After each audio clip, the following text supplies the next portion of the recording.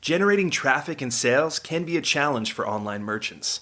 But selling on the Walmart Marketplace puts your products in front of millions of customers who shop on Walmart.com. And right now, sellers who join Walmart Marketplace can save up to 50% on referral and fulfillment fees for the first 90 days. So get started today. Head over to marketplace.walmart.com/savings. That's marketplace.walmart.com/savings. Welcome to E-Commerce Conversations, a podcast by Practical E-Commerce. What is going on, Internet? Eric Van Holtz here with another e-commerce conversation. I've got all my guests are special, but this one is extra special to me. Rohan Gilkes is a man of many talents. I would probably describe him as the godfather of entrepreneurship, at least a godfather of entrepreneurship to the Reddit entrepreneur community. And that's where I first ran across him. And I was digging through my old Instagram photos, and we met up April of 2015. I don't know if you remember that or not. Yes, Austin. Mm-hmm. Yep. So finally got you on the podcast, and this is probably our first time we've chatted since then. So I think we have a lot of catching up to do. What have you been doing? Oh, man. First, thanks for having me. I've been working in all types of businesses since then. I think when we met back then, I was working on a Wet Shave Club, like a subscription box company for shaving products. And I since sold that and started some other software businesses, and I've just been, just building stuff. Yeah, I mean, like my interpretation of your journey, you were really even starting with like physical services, right? Like providing maid services to the local community, right? Yes, that's how I started. But I wanted to build a maid service in a way that felt like an e-commerce store where you can just complete the transaction online, pay by credit card, and do all the conversion optimization stuff that people typically associate with e-commerce. And that worked. Got to the first $1 million in like 18 months. It's insane. That is, I would imagine that's a lot of wrangling of talent and personalities. I've always wanted to avoid a business where the product is people, because I would imagine that's so hard to keep consistent and scale and educate. Yeah, definitely a difficult business. And just like you described, for exactly those reasons. Everything else was easy except the people component. So getting customers, the technology, like the marketing, all that stuff was just, it kind of came pretty natural to me. But the people component, it's been like 8 years in, and I have not solved that yet. So yes, but it's done really well. We're about to cross $15 million since we started. Yeah. Really? So that one's still going on. Is it on autopilot or? Yes, it's on autopilot. I hired a general manager. I hired an assistant manager, support staff, and that just runs on its own. Yeah. How do you do it, man? Like, how do you grow all these multi-million-dollar businesses? Like, I just can't comprehend. I have a hard enough time with one business.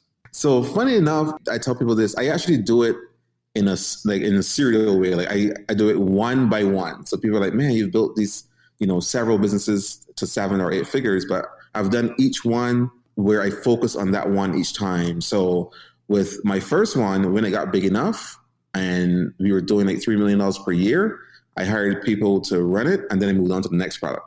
When I got big enough, and then I sold it, then I moved on to the next product. So it seems like I'm like juggling like a whole host of things, but I'm actually doing them one by one.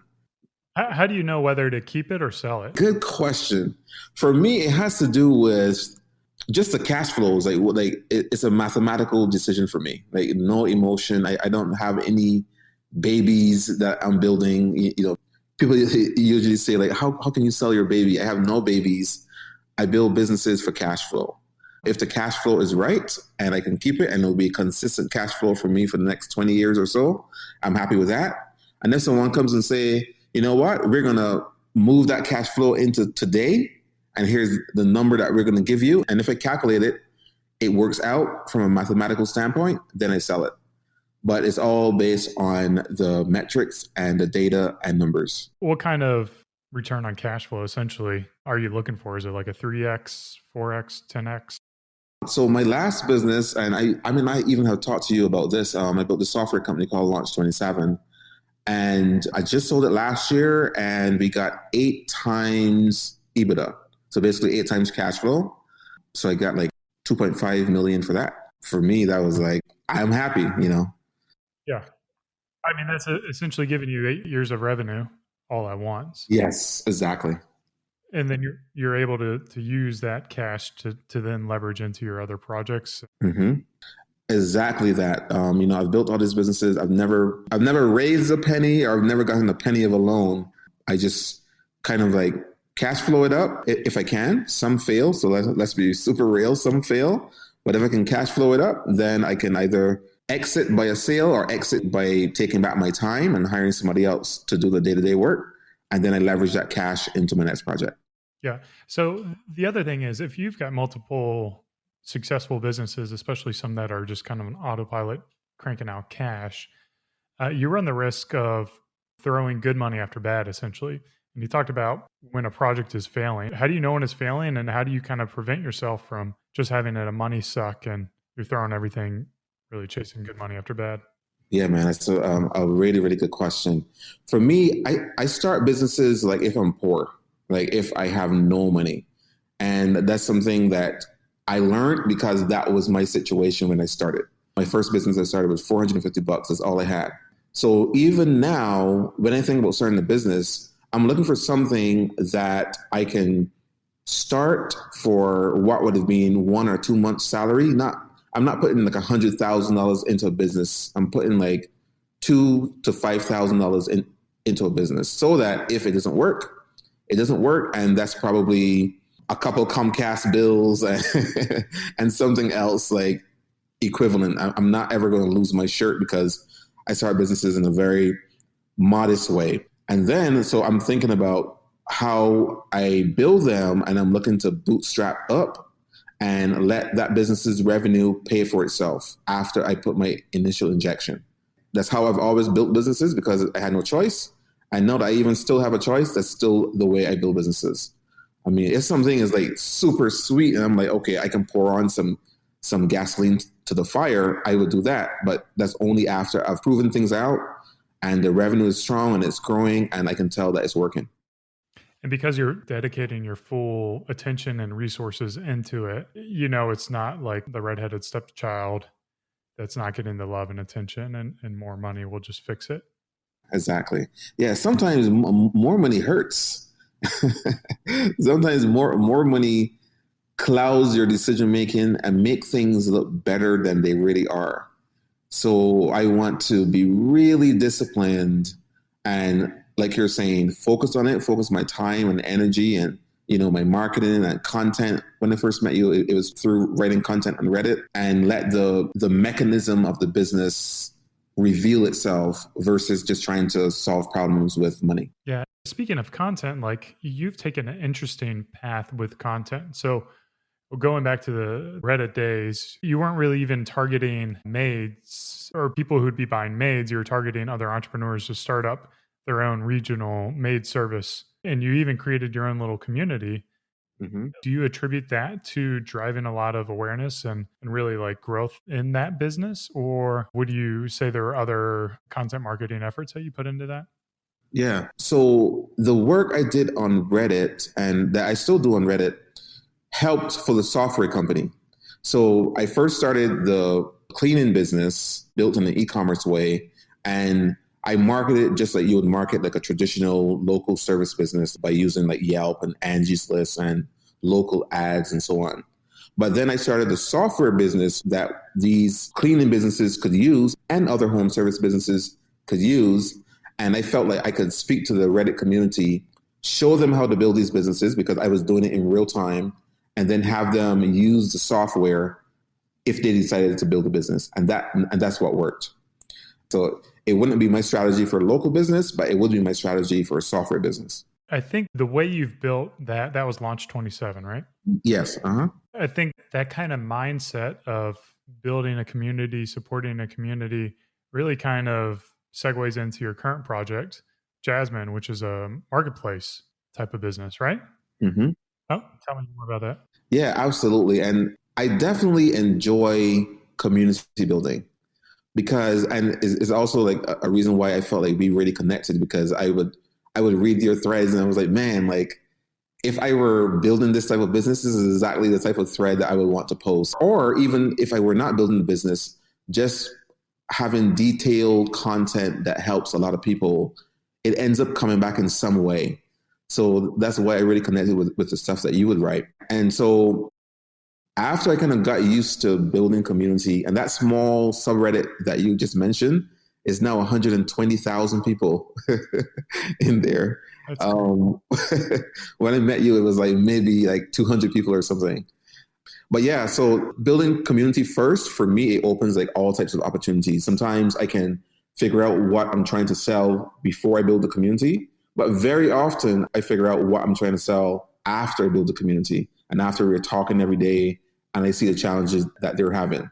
And Jasmine essentially kind of came out of helping people put together courses and ebooks and digital products and knowing that they needed a marketplace to sell them on. And there are marketplaces out there already, but I felt like I could do it in my own interesting way. And that's what led to Jasmine. How would you say it's different than the existing alternatives on the marketplace? Yeah. So I really wanted to remove transaction fees. And so I wanted a place where people can come and for a very low flat rate, sell their products and not feel the brunt of transaction fees. And that was one of the biggest pain points that I was getting from people as we were talking on Facebook and on Reddit and on Twitter. So that was my first thing, remove transaction fees. And then my second thing was I really like recurring income in all of my products. So I felt like recurring income should be kind of front and center, where instead of just selling a one-off ebook, you can sell a subscription to yourself. And then that subscription covers everything that you create and upload to the platform going forward. So those two things are kind of like the twists that I feel people wanted and that they told me that they wanted. And so that's what we decided to build. Cool. How's it going for you? You getting any traction or? Yeah, so right now we're still like pre-beta, but it's just like by a few weeks. But we have collected a couple thousand signups in like probably 3.5 weeks. It's been pretty wild.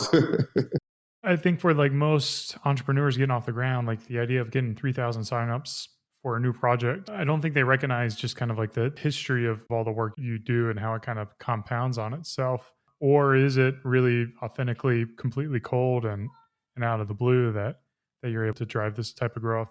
Yeah, man, that's a really good point.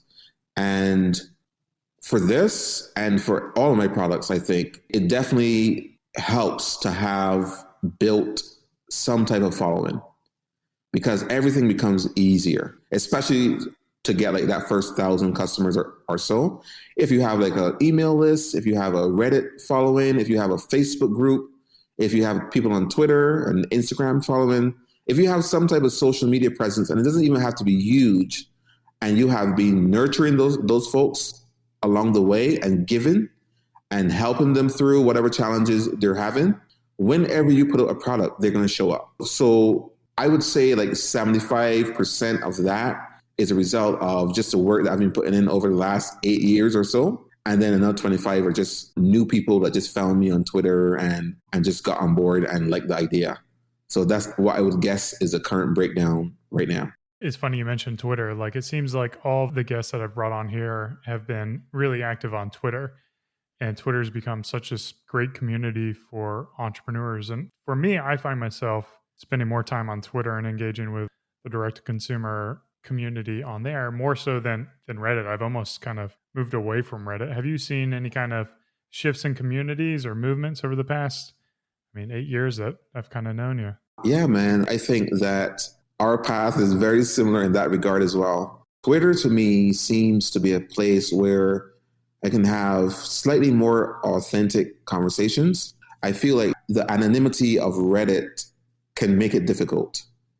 So I've moved away from Reddit as well, but what I do on Reddit still is I use Reddit to kind of pull people into communities where I can have better conversations. So I would make a thread and pull them to my Facebook group, or make a thread and have them follow me on Twitter. And then that way I can engage them on platforms that I enjoy most.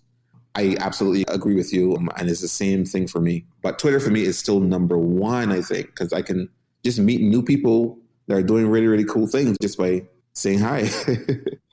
Yeah. And, I think there's always going to be people who you reply to one of their tweets or something like that. You don't get that initial engagement from someone on Twitter. But if you continue to engage in their tweets and what they're saying, then I can at least share from my perspective that I notice it and I start to recognize the names, and then I look at their profiles and I check out their websites and what they're doing, and I start to engage on their content. So it kind of goes both ways. But with content in general and really learning from other people on Twitter, you kind of have to do the work first. And when you do the work, then you'll see the results of that, if that makes sense. Yes, no, it makes perfect sense. And it's really a good thing to hold on to when it comes to any success in business. Like, there is going to be this work that has to be done first that does not pay off at first. It's like going to the gym. Like, you go to the gym and like, man, I'm in that process right now. I just came back from the gym. You go to the gym day by day and nothing seems to change. Right? But then if you just keep going, you're like, man, okay, you start to slowly see improvements. And then before you know it, you're crushing it. So yeah, there is that period of time where you have to almost work into a black hole, and that's with content or marketing or whatever, before you actually see some returns. Yeah, it's that patience that so many successful entrepreneurs have that the quote unquote entrepreneurs haven't quite recognized. And of course, there's always like those rare cases where it seems like people blew up overnight without a lot of work. But I would say those are not realistic expectations for building a business. Yeah, those are the abnormalities, like the exceptions and not the norms. All these businesses, how many of them are you bringing in partners, and how many of them are purely your own project? So I'm glad you asked that question. So only my first business did I start on my own. Every other business I've built and built it to success, it was with a partner. And so I know sometimes when people are starting, it's difficult to kind of conceive giving them a part of your business to improve your chances of success. But for me, I've realized that that's what works for me. I can bring on people that have skills that I don't have, but have really good work ethic as well, give them a part of the business, and I can have 50 or 60% of a watermelon instead of 100% of a grape. And so that's what I've done every single time. Every single time I brought on a partner. Is it always just one partner and kind of that one-to-one relationship, or are you ever working with a couple partners? This is a two-part question, I guess. Do you have the same partner in any multiple businesses, or is it generally one partner's kind of running the business? Yeah, so for me, it's generally one partner. And so that one partner I've built two businesses with, and then I've built another two businesses with two other partners.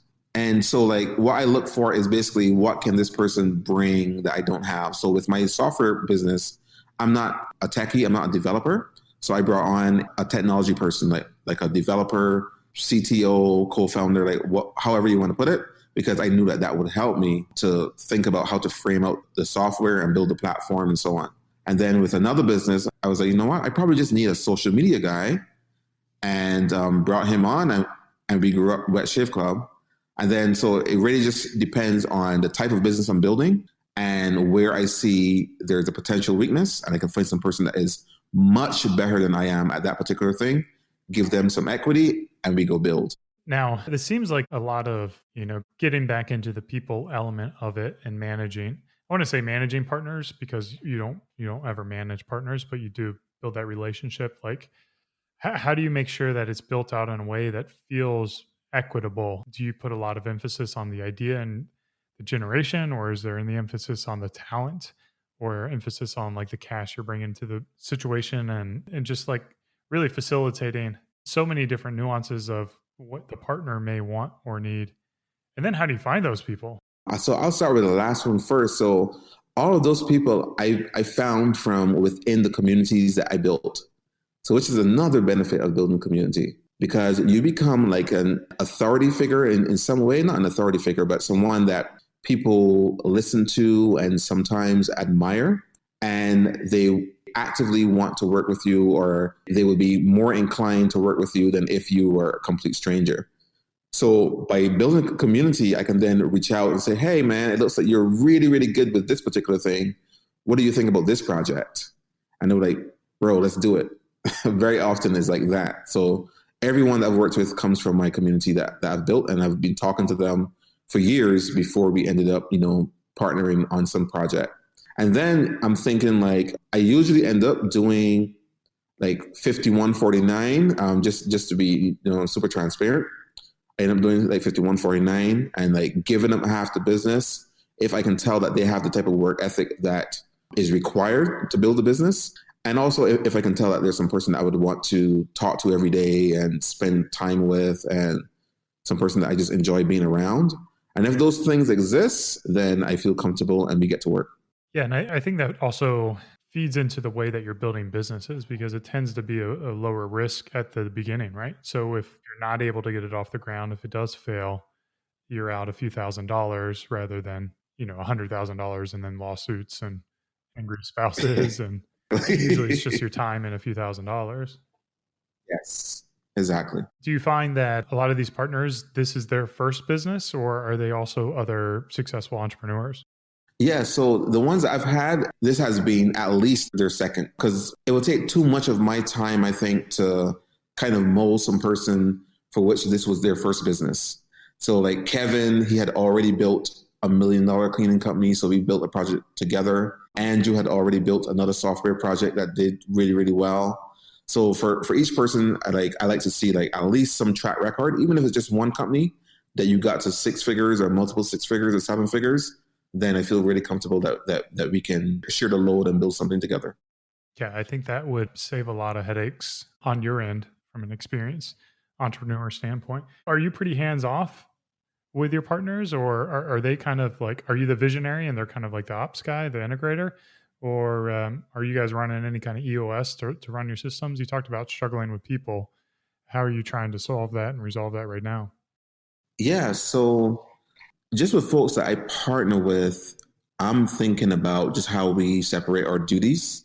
And we don't really have some formal enterprise platform or anything that we use, but coming in, I know pretty much that I'm going to be working on the branding. I'm going to be working on general design work, and I'm going to be working on content and customer acquisition. Like I feel like that's where I've shown some strength.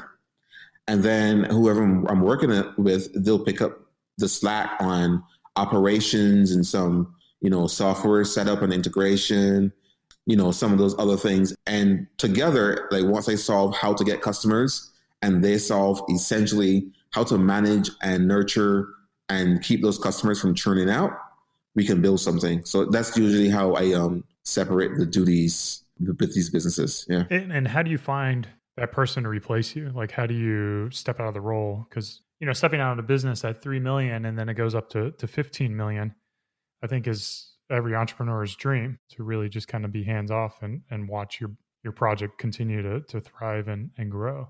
Yeah, man, I wish I could give you a really sophisticated answer for this one. Bro, I found my general manager on Craigslist. I wish I could be like, man, it was just some complex strategy, but I found her on Craigslist. She first started as just customer support, like customer service. And from day like 2, I'm not gonna say day 1, but from really, really quickly, she was incredible and really engaged and cared deeply about the business. So I just kept promoting her and promoted her right into replacing me after a few years. So that's how that one worked out. Yeah, I think like from a bootstrap perspective, we kind of see this as well. There's just the whole VC world is like you bring in these experts who have done it before and you pay them $300,000 a year, and you hand over the reins to them, they take it and then they grow it astronomically. But I think like the bootstrap perspective is just a lot more faith to the brand, almost like a lot more buy-in to the brand, and you find people who are able to grow through the ranks. Have you ever had the issue where you thought someone had a lot of potential and then they kind of hit a glass ceiling? Not anyone I can think of just offhand, But I do like how you set up the differences between the VC world and just the bootstrap, just build it as you can world. I just been lucky in some regards with hiring. I mean, I've had people that didn't work out, but that was solved like pretty quickly. Like we knew that they were not going to work out. So there wasn't any massive loss of resources or time or money on our end. And we just look for people that love the business. Like my general manager, her name is Brooke. If something goes wrong, she is more upset than I am. It's like she runs the business like it is her company. And she yells at me sometimes when I make mistakes or if I do something wrong. And that's just the type of person that I'd like to work with. Like she's completely invested and completely capable as well.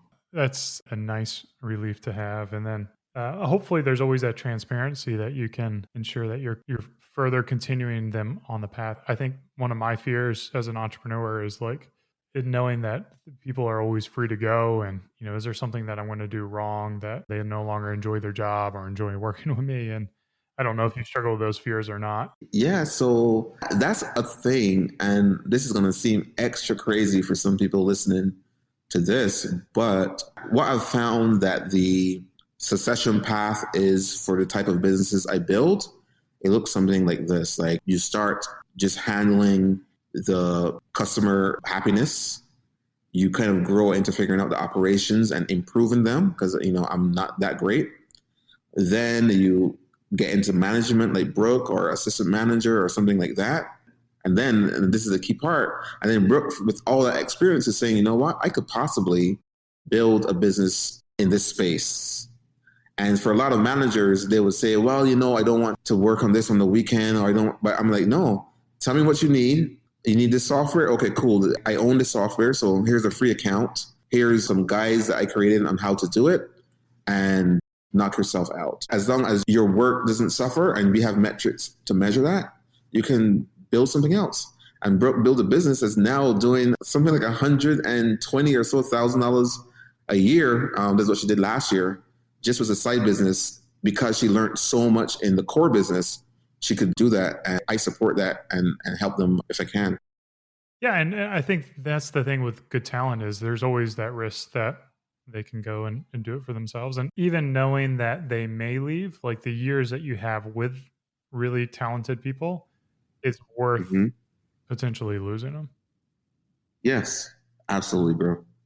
100%, 100%. People have to grow, man. And if you can help them, just help them. You mentioned there's beyond Jasmine, there's another project you're also working on. What is that? Yeah, so the other project I'm working on is called dreamdesk.io. And Dreamdesk kind of picks up where Launch 27 left off. So I found that as I was working on Launch 27, a lot of these businesses, like these small home service businesses, they use like 9 or 10 different products to manage their operation. So they use Twilio and Grasshopper for phones and ActiveCampaign for email, phone.com and Basecamp and Trello.